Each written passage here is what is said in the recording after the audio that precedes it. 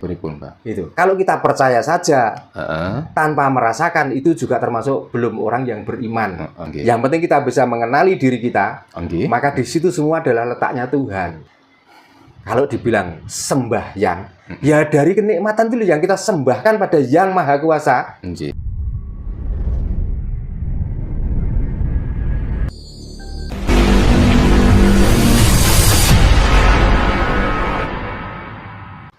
Dan maaf, ya sama nanti kalau sudah membicarakan tentang itu, berarti kita asalnya dari mana? Sangkan parane dimati tekondi, kan gitu. Nah itu semua dari mana? Juga dari sinar hangat itu tadi. Sama saja.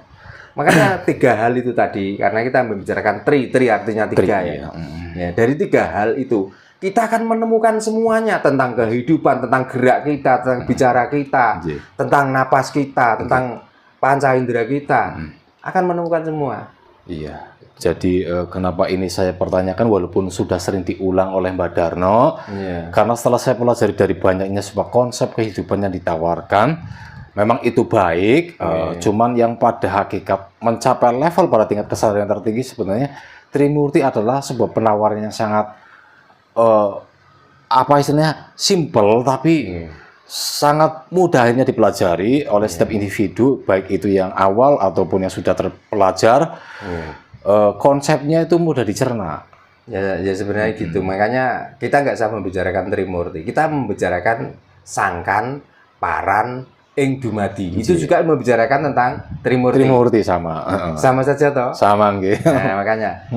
Ya maaf, saya bukan Pak Yai. Tapi kalau sudah di Al-Quran dikatakan Qul a'udzu birabbin nas, malikin nas, ilahin nas. Ini juga sama membicarakan tentang Trimurti. Tapi kadang-kadang kita itu yang tidak tersentuh sama sekali dari ucapan itu. Mana yang Rob, mana yang Malik, mana yang Ilahi. Kan sama. Coba disebutkan, Pak, itu. Ya ini bukan ranah saya, makanya ini membicarakan tentang kejauhan. Cuman kan saya ini perbandingan dari agama gitu. Kalau nanti saya mengulas tentang itu, nanti ada yang protes. Pastinya itu. Nah, gitu. Makanya kita membicarakan tentang kapitayan kita sendiri aja. Ya, kapitayan. Ya. Gitu. Karena walaupun itu nanti artinya sama dan cara kita itu menggalinya dari sisi sini, dari sisi sini, nanti yang tidak lewat sisi sini ini loh yang protes, ngamuk, gitu. Yang tidak pakai ijma qiyas lah, yang tidak pakai nafu sorob, yang memudahkan bahasa Arab.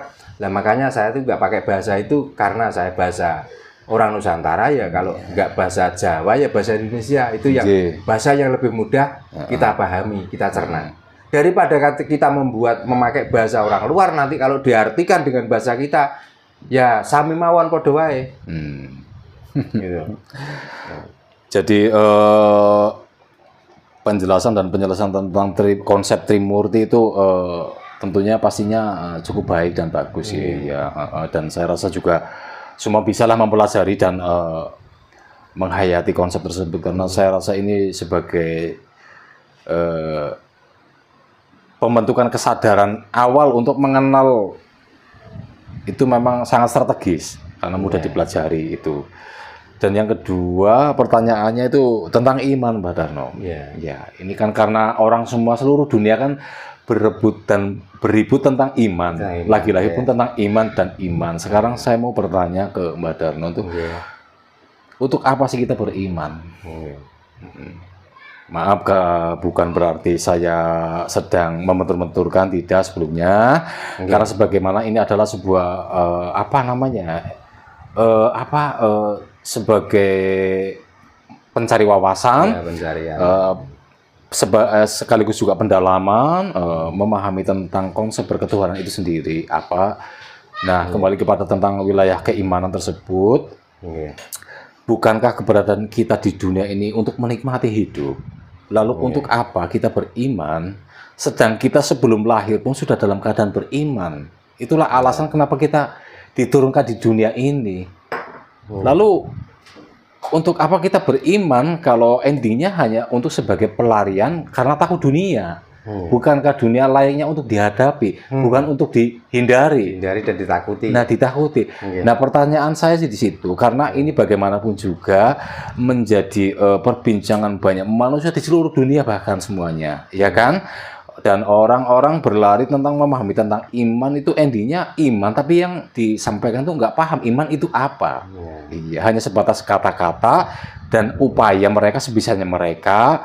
Mungkin dengan saya bertanya seperti ini, sebagaimana ini juga untuk memperluas dari yang tidak tahu dan tidak terpikirkan menjadi terpikirkan dan menjadi pembenahan pada ending akhirnya, dan menjadi lebih bisa mengimplementasikan bahwa iman itu realita yang harus dikerjakan oleh diri kita tuh apa, bahwa konsep iman itu tidak hanya sebatas hanya kata dan bahasa saja, hanya sebatas sholat, ngaji, dan lain sebagainya. Tapi secara globalnya iman yang akhirnya adalah kita ambil poinnya yang walaupun sedikit, tapi akan berimbas pada keseluruhan hajat hidup dan dunia dan akhiratnya. Satu paket kehidupan lah istilahnya seperti itu. Monggo Mbak Darno punya paham dan pengetahuan tentang masalah ini bagaimana, karena kita ini bukan makhluk sempurna, namun kita mungkin ya sebagaimana sedang dalam perjalanan untuk menyempurnakan lah ya kan. Jadi wajar kalau andai kata mungkin pertanyaan saya ada yang salah atau mungkin sedikit tegang atau dan lain sebagainya, ya mohon dimaafkan. Sekiranya itu saja dulu Mbak. Nah, makanya manusia itu betapa pentingnya tentang iman. Ya, karena mawas diri amulat saliro hang rosowani, itulah dalil orang Jawa. Kalau orang dari agama Islam, man arofa nafsahu fakot arofa robahu, itulah letak iman. Maka nanti larinya bukan kita tuh mengenal Tuhan, tapi kenalilah dirimu supaya kamu juga mengenali Tuhan. Nah, apa yang dimaksud iman? Kebanyakan orang mengartikan iman itu percaya. Tapi kalau saya, iman itu bukan percaya. Itu. Kalau kita percaya saja tanpa merasakan, itu juga termasuk belum orang yang beriman. Contohnya, kita percaya kalau lapar itu harus makan. Apakah yang dikerjakan harus makan apa percaya saja? Kalau makan itu membuat kita itu kenyang. Kan salah satunya itu. Iya benar. Mestinya kan harus makan, baru makan, kenyang. Tapi kalau taunya cuma orang lapar itu harus makan, berarti itu kan cuma wacana. Betul sekali, teori. Ya, teori. Itulah letaknya iman. Yang kedua,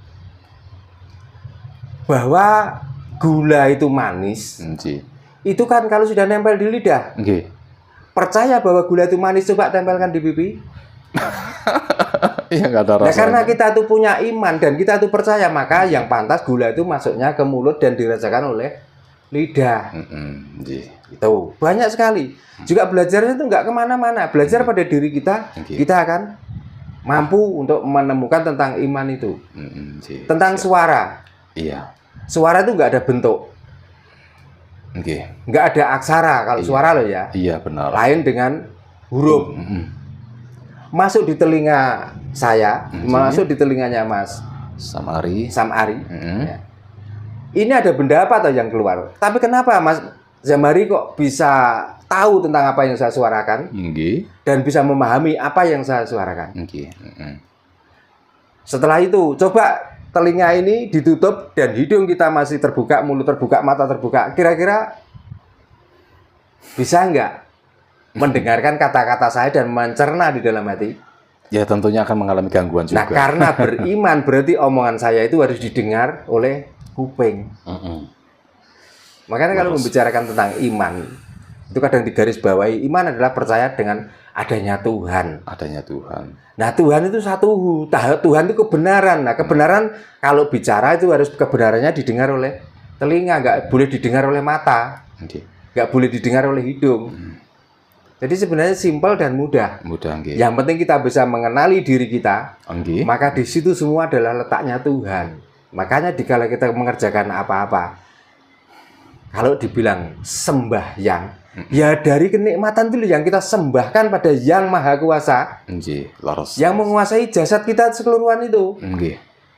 Gitu loh. Jadi kita itu kalau ngomong Mas Jamari, itu keseluruhan ini. Tapi ternyata di dalam keseluruhan ada bilangan-bilangan tertentu yang manfaatnya beda-beda. Oke, paham. Itu tentang iman. Itu Jadi tentang kita itu bisa memilih. Apakah kita percaya saja? Apakah kita di samping percaya kita bisa merasakan? Nah, Gitu. itu. Kalau sudah bisa percaya dan bisa merasakan, berarti ya itulah yang disebut ya ayyuhalladzina amanu.